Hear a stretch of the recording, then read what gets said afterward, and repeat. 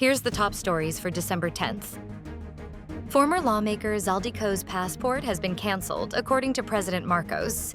Atong Ang to file a motion for reconsideration, while his lawyer hits the Department of Justice's flawed and unfair resolution on the missing sabungeros case. Senator Jinggoy Estrada withdraws as a member of the Bicameral Conference Committee on the proposed 2026 national budget. No low-pressure area is seen for the next 2 days despite rains over Luzon, according to PAGASA. At least 22 people were killed in an office building fire in Indonesia's capital.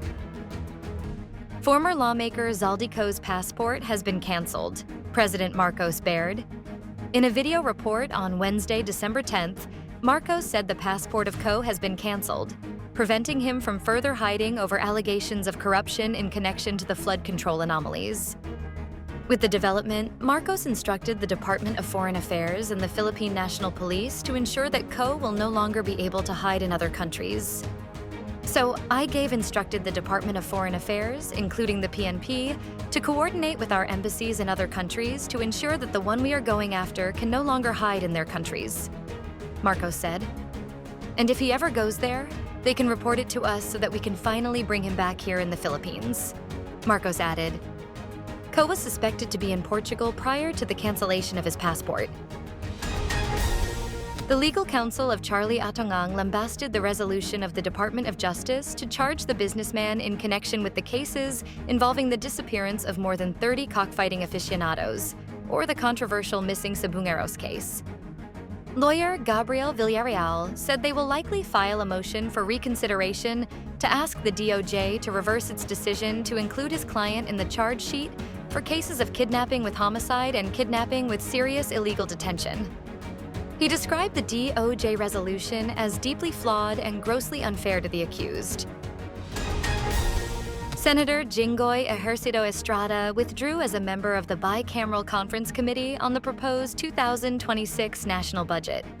Senate Majority Leader Juan Miguel Migs Zubiri announced this after the Senate approved a resolution adjusting Congress's legislative calendar to accommodate the passage of the 2026 national budget before the end of December.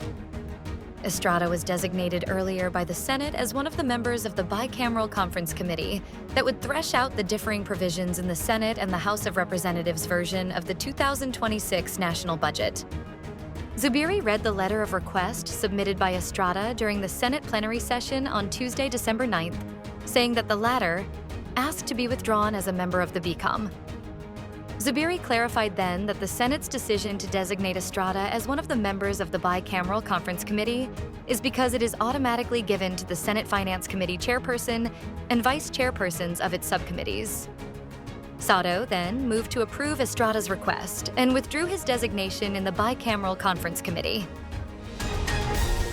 The Philippine Atmospheric, Geophysical, and Astronomical Services Administration on Wednesday, December 10th, said no low-pressure area is being monitored inside the Philippine Area of Responsibility, and none is expected to develop in the next 2 days, even as several weather systems continue to bring rains over Luzon and other parts of the country.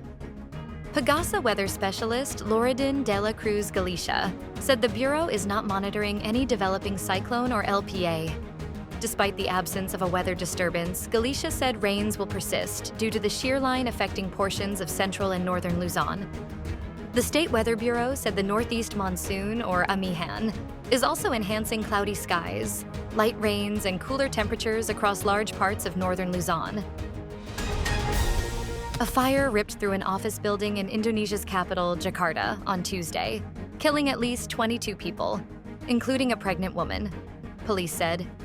Flames engulfed the 7-story building, sending thick black smoke billowing into the sky and causing panic among nearby residents and workers in a neighborhood in central Jakarta. The fire, which broke out around midday, is believed to have started on the first floor of the building in the Kemayoran neighborhood before spreading to other floors, Central Jakarta Police Chief Susatyo Purnomo Kondro said. Hundreds of personnel and 29 fire trucks were deployed to try to contain the blaze. The cause of the fire is still under investigation. Stay updated with the latest news. Visit our website at www.mb.com.ph or follow us on social media. Thanks for tuning in to the Manila Bulletin Daily Rundown.